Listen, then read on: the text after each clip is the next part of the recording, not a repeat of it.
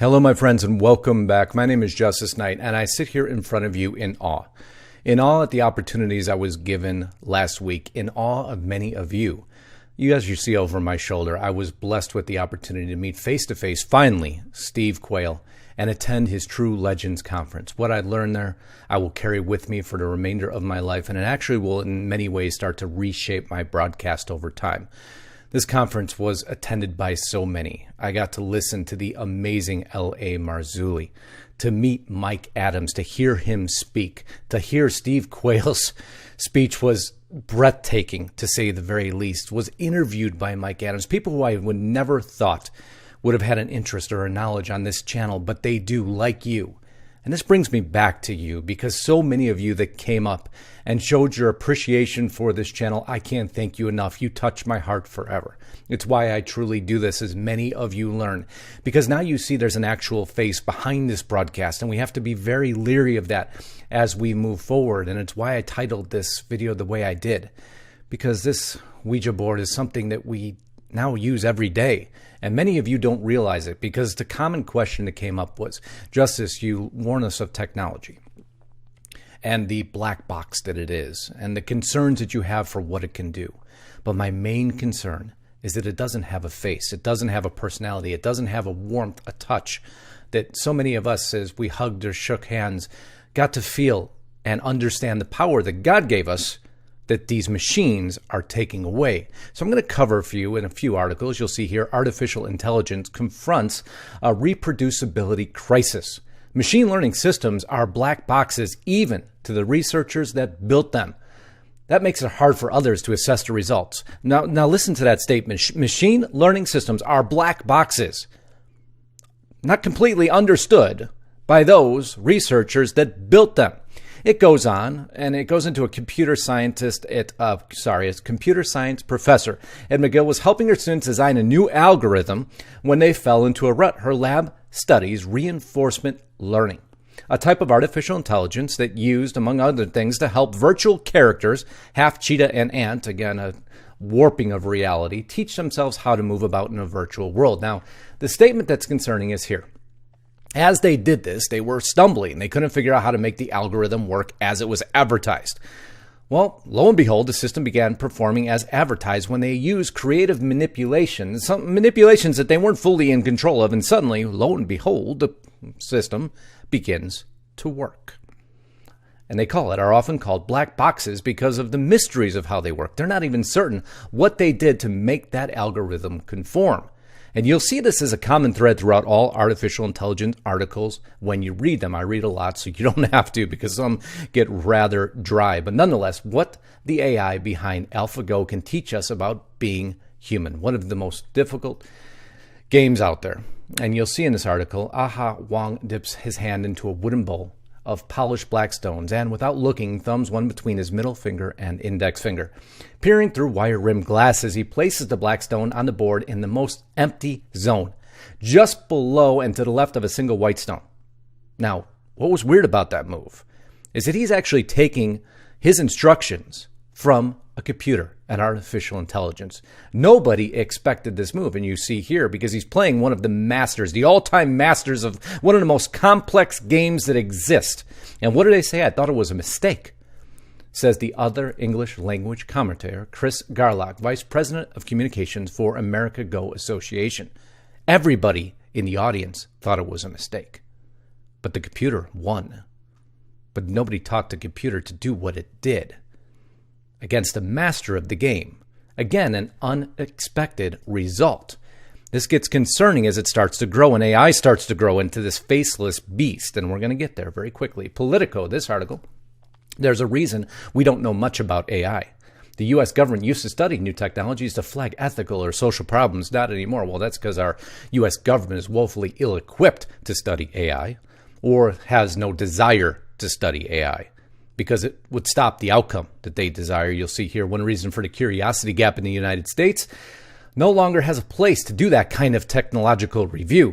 The Office of Technological Assessment conducted 750 studies on topics ranging from biotechnology to robotics and fuel economy from 1972 until then House Speaker Newt Gingrich and his allies shut it down in 1995, and they really haven't established it since. Not that I want our government telling us about AI. We have to have faith and understand how to control AI for ourselves. That's the key. You can't rely on our government to do it for you. It will be much too late, if ever. You have to understand that there's a much more demonic system behind all these technologies that we're uncovering here. And you'll see now they created AI is, what did they say? The promise of AI is undeniable. What do you mean the promise of AI? I don't need AI. I don't need AI to make decisions for me.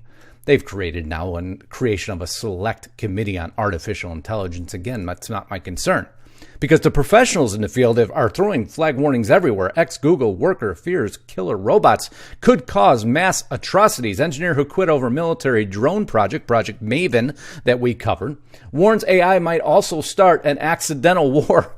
There's no suggestion that Google's involved in the development of autonomous weapon systems. Last month, a UN panel of government experts debated autonomous weapons and found Google to be eschewing AI for use in weapon systems and engaging in best practices. Even though nobody understands how Google AI works, but that's okay. We'll assess it to be safe.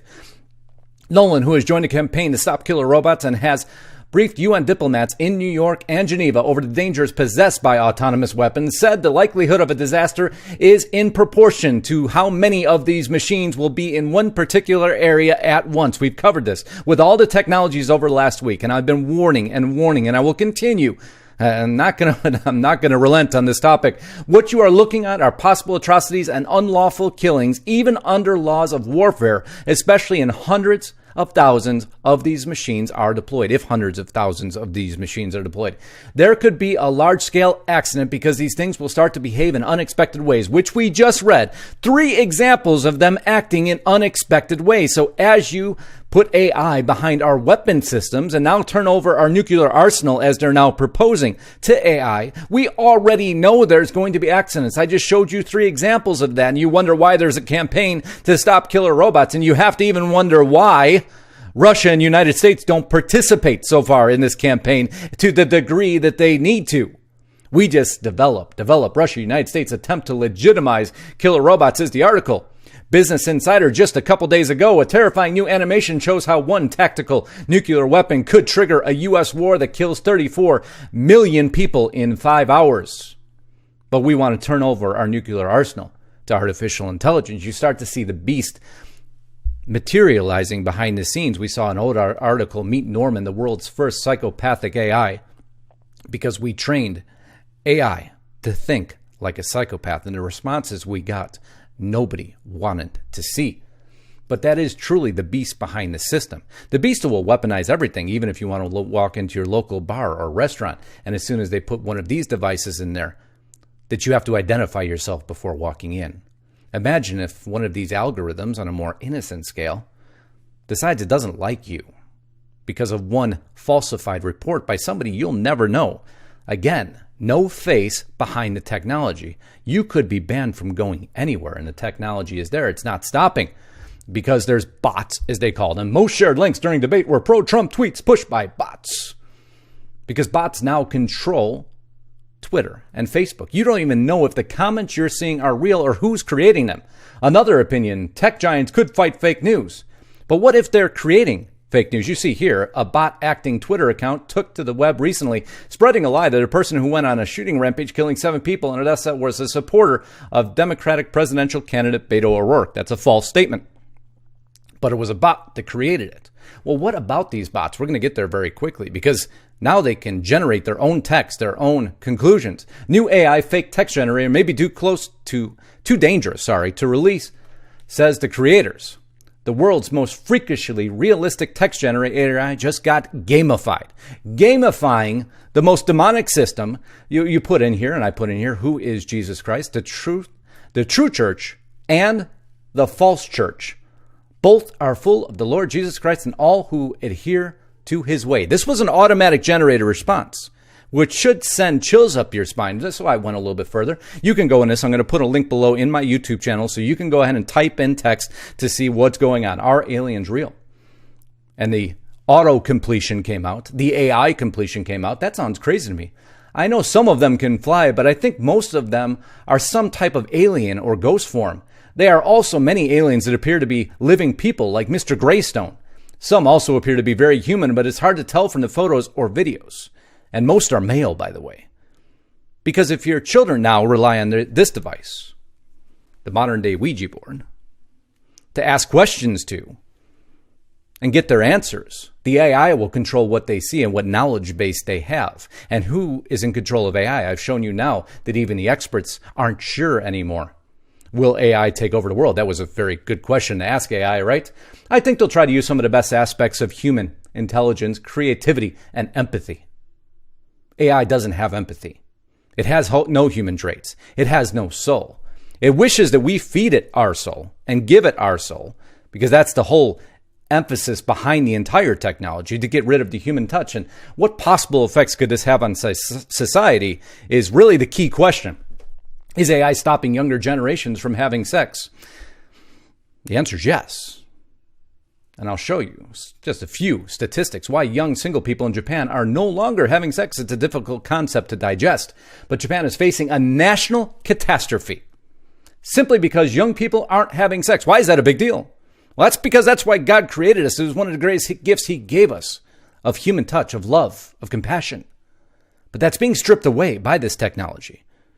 And that's why I compare it to the modern day Ouija board, because you don't know what evil is behind it. Another article, this was Psychology Today, 7 reasons why young people are having less sex. And you can go in the space of a generation, sex has gone from something most high school students have experienced to something most haven't.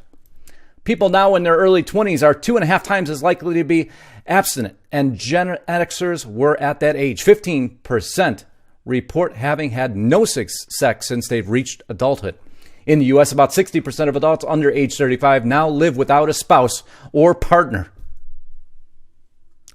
It's very hard, because if you understand the portions of this conversation, humanity is being destroyed. It's being destroyed through the modern day Ouija board. The Ouija board of your computer, the Ouija board of your phone, the Ouija board of your iPad. Our children are under attack from one of the most demonic technologies that have ever existed. It is literally stealing their souls. It's stealing everything godly from them. We were built in the image of God, but yet we use devices to give us our answers because we can't rely on human communication anymore.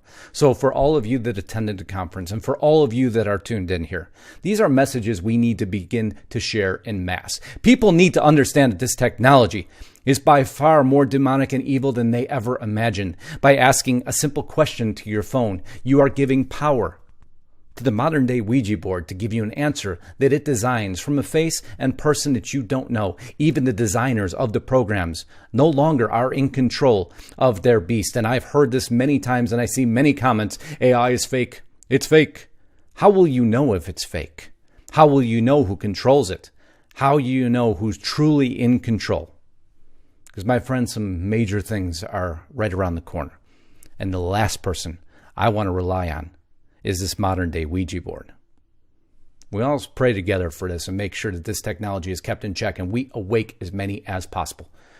Please put your comments in there. Give me your thoughts. Give me your feelings. And once again, thank you each who came up to me at that convention. It means the world to me. You touch my heart. I love you each. Godspeed and God bless. Until next time, Justice Knight, signing out.